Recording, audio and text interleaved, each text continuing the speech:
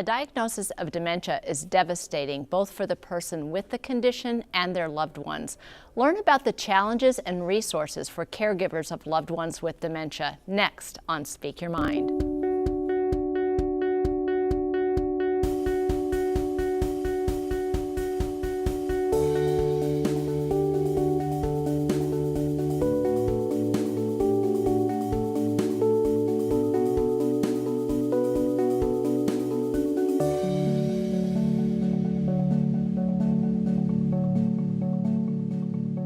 Welcome to Speak Your Mind. I'm Dr. Carolyn Phelps, licensed psychologist with the Human Development Center. Whether it's Alzheimer's disease or some other form of dementia, learning that someone you love is slowly losing a part of themselves is extremely difficult.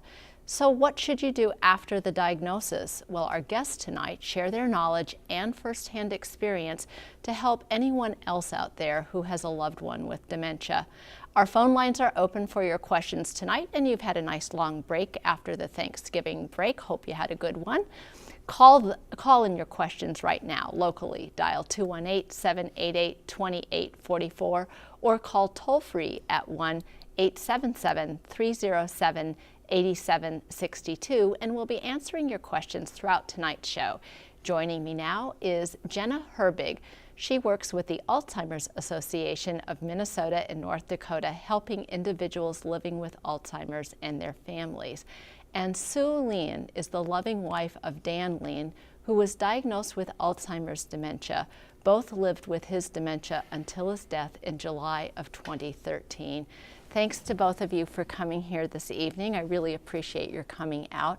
And I think, Jenna, a nice place for us to start is just to get everybody on the same page. I think we kind of feel like we know what dementia is, but maybe if you could give us sort of a good working definition of dementia and how that's maybe a little different than just sort of normal aging or normal memory problems. Absolutely. It's one of the first questions we often get at the association, and a really great definition of dementia is it's basically a group of symptoms that patients are experiencing.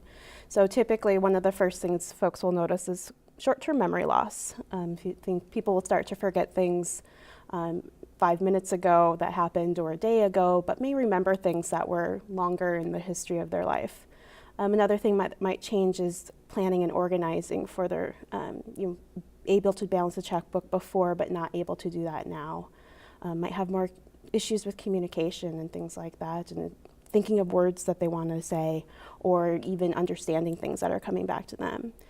Some folks have challenges with their visuospatial field, and that changes, or changes in their judgment or reasoning. So it's a really broad definition of a variety of symptoms. Alzheimer's disease is a cause of dementia. So when we talk about Alzheimer's disease, that's the major difference between the two words.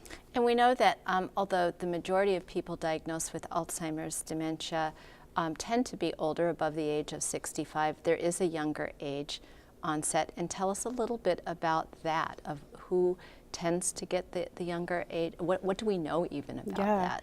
It is a much smaller ratio of folks that are what we call younger onset Alzheimer's disease, and those are those diagnosed before the age of 65. So we know about around 5.2 million adults are living with Alzheimer's disease in the United States. That 0.2, so about 200,000 are actually living with young onset. Typically what we've noticed that this tends to be more of the familial genetic. You might have siblings or a parent that was diagnosed with younger onset as well.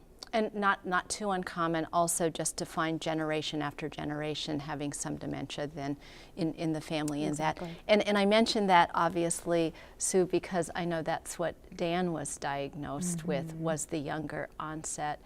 And so part of what I think is so challenging for people is even that process of figuring out that there's something wrong and that maybe we should go to the doctor. And tell me how that was for you and Dan.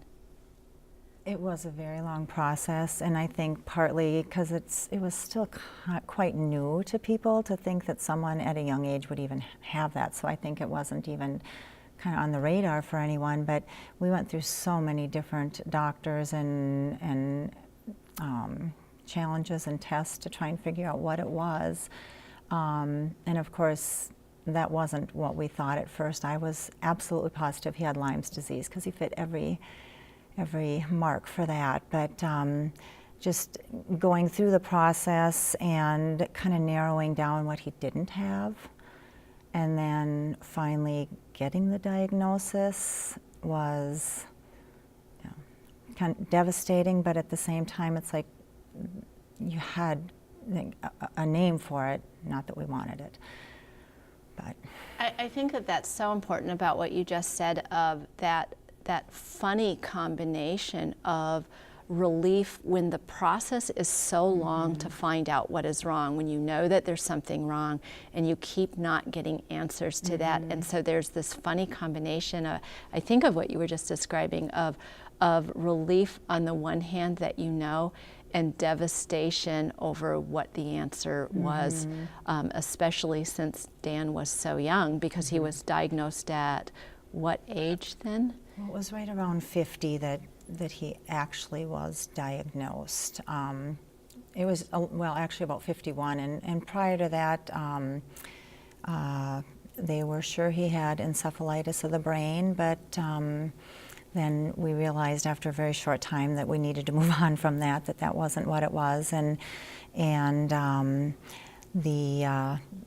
most of the things that you talked about were just the different symptoms, like he'd forget where he was going or what he went to pick up, and he was always so quick-witted and was so good at comebacks, and all of a sudden he was stumbling over words. And I think that is the one thing that our family realized, that there's something wrong here, because he couldn't follow through with anything that he was so good at.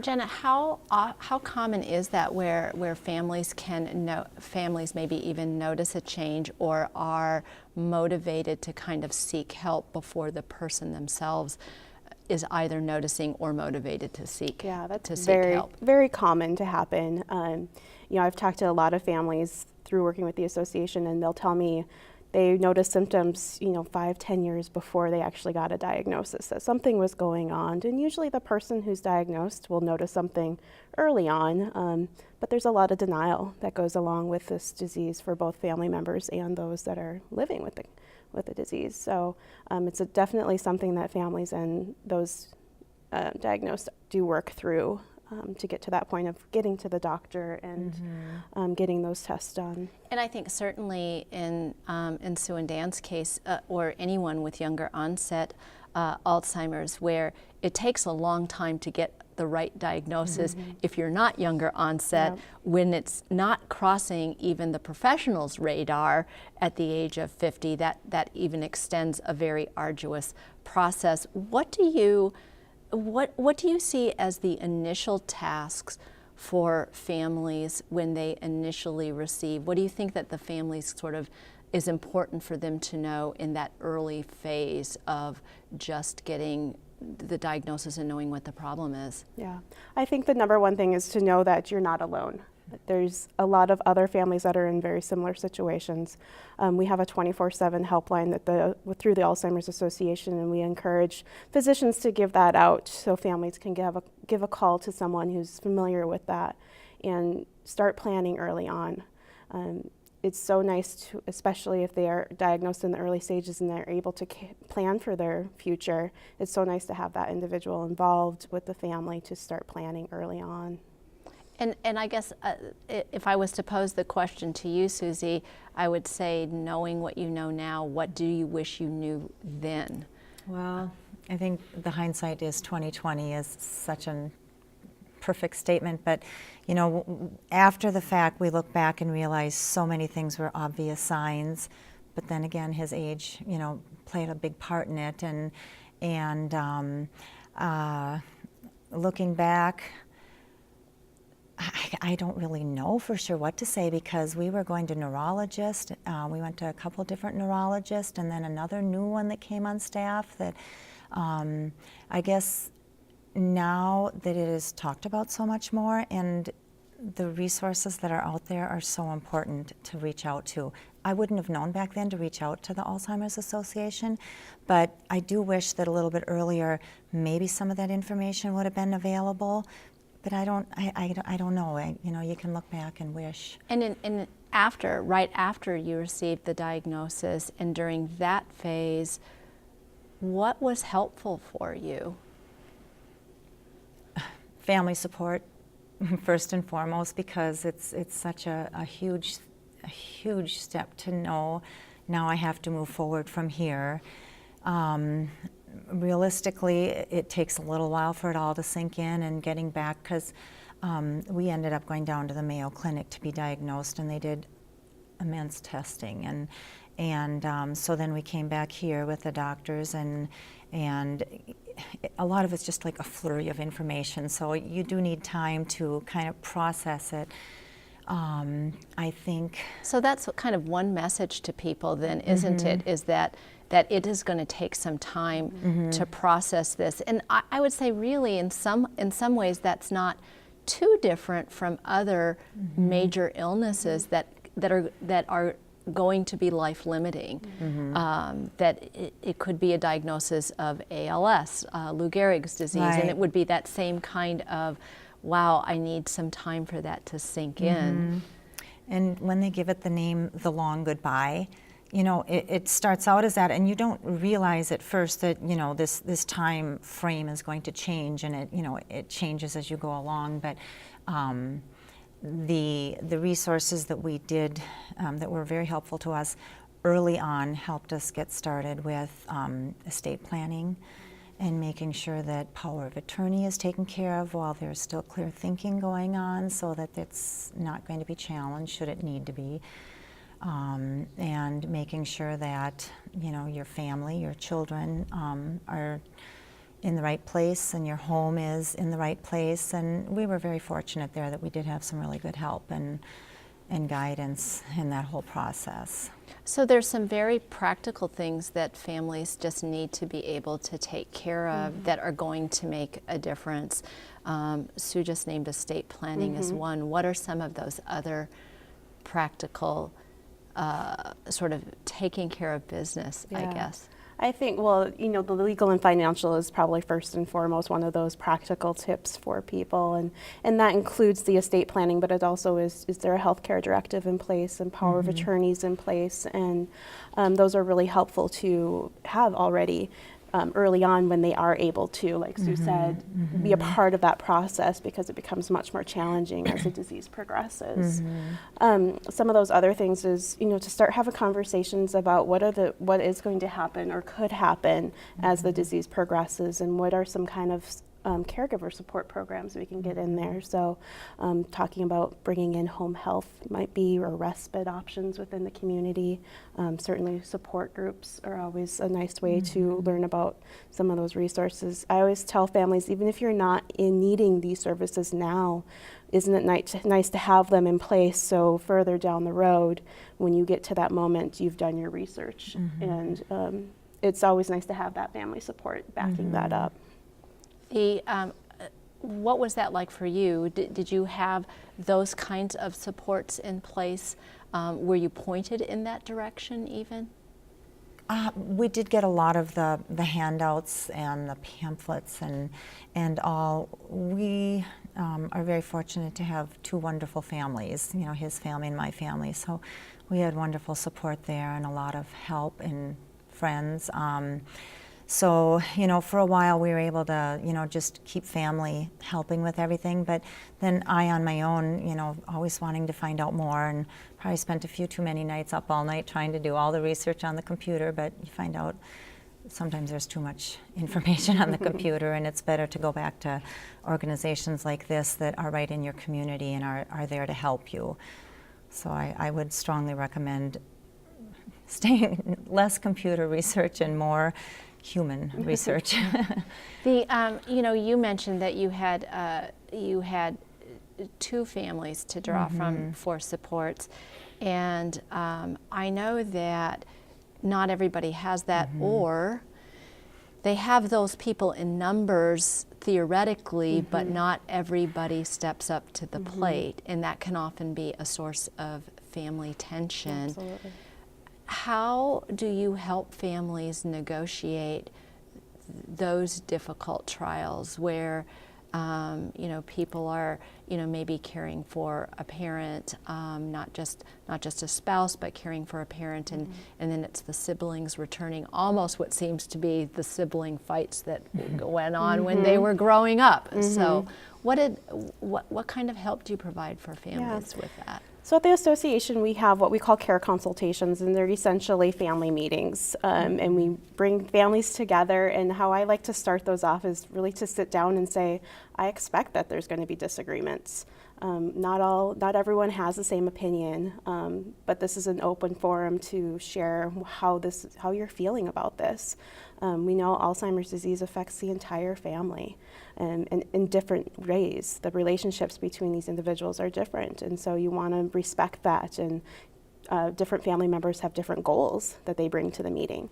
So it's really about opening up that communication. I think answering questions around disease education is a lot of what I do. So, you know, answering any questions about what's going on in the brain and why are they saying these things or why are they acting this way, and kind of going through that process with them lets them to bring up the questions that they might have about the relationship or what's going on.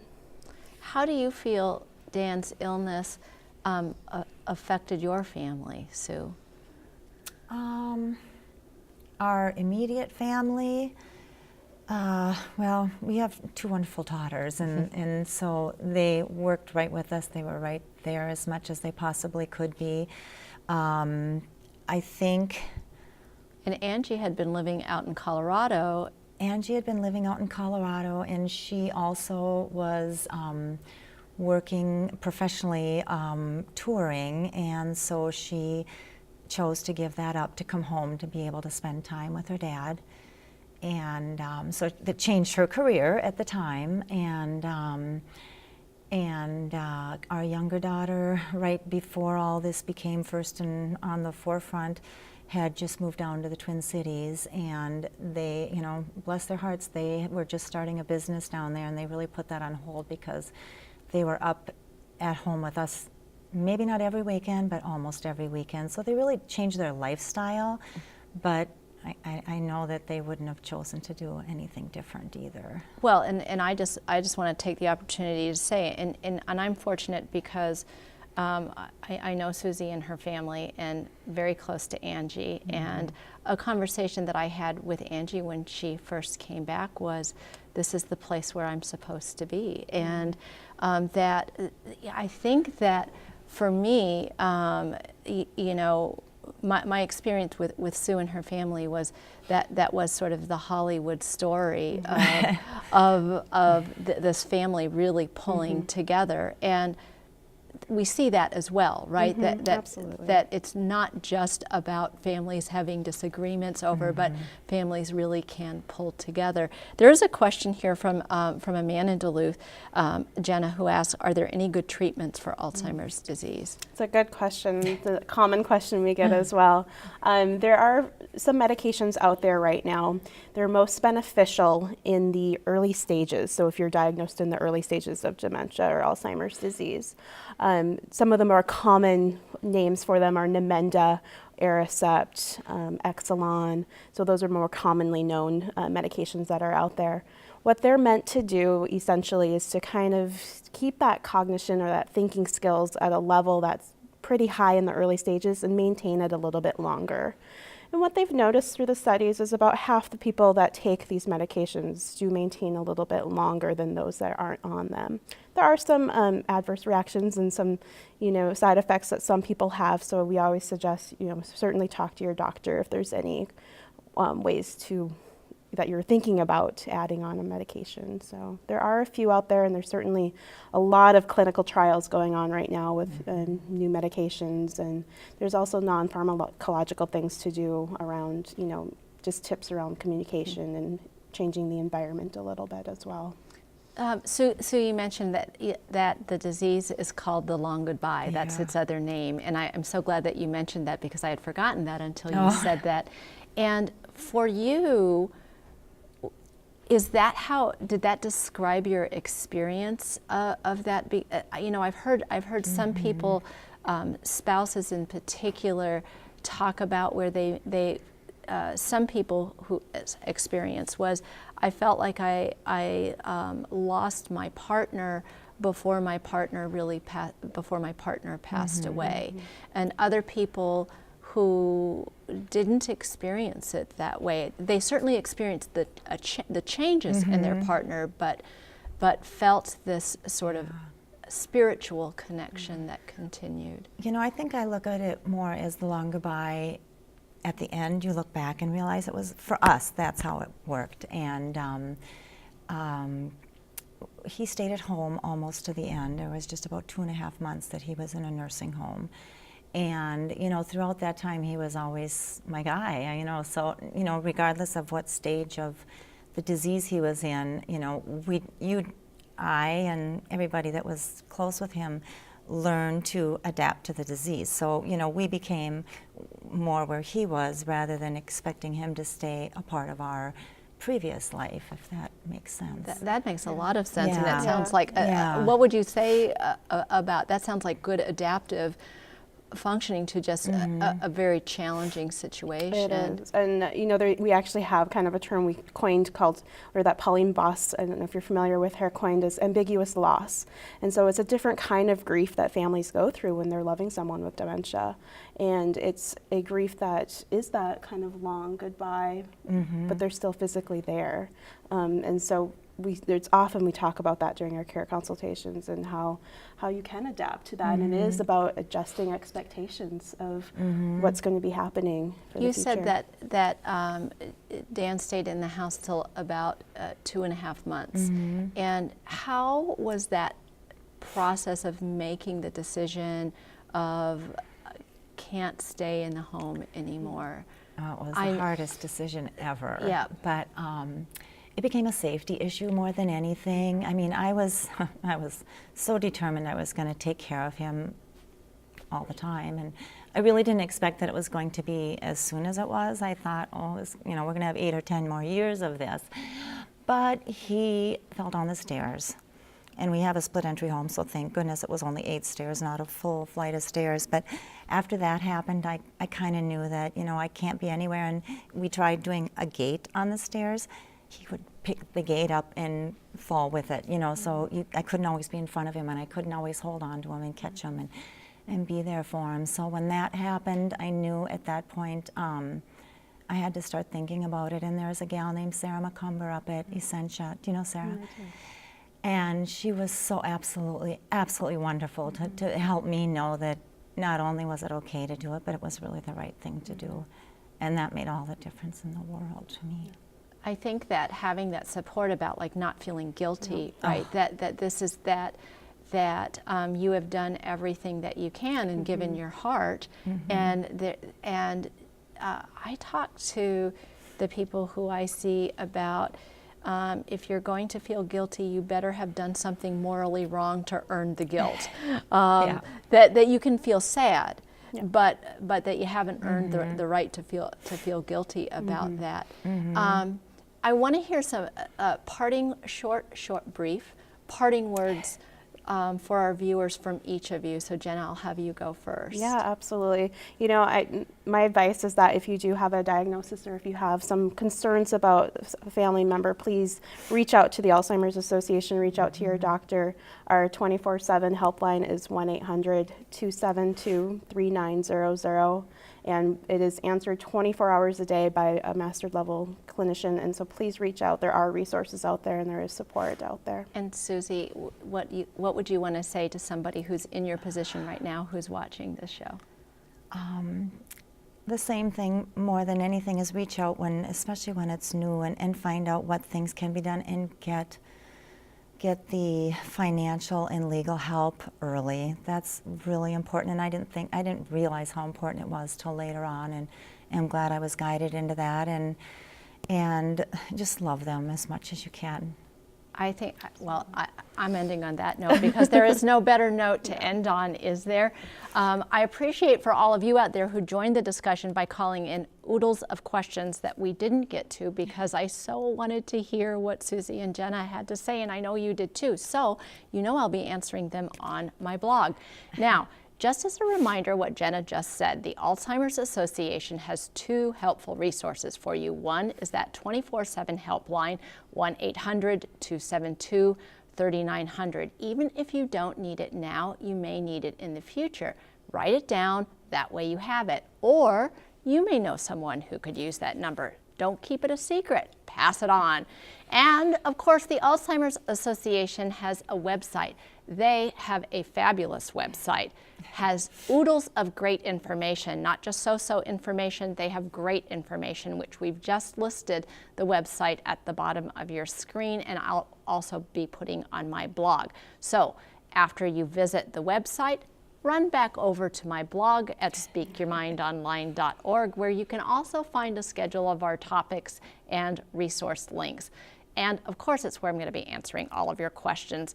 And one more thing, don't forget, and I keep saying don't forget, what other perfect thing to say on a show about dementia, don't forget to join us for next week's show when we'll be talking about innovations in addressing the mental health needs of infants, toddlers, and their families. I'm Dr. Carolyn Phelps. Thanks for watching and good night.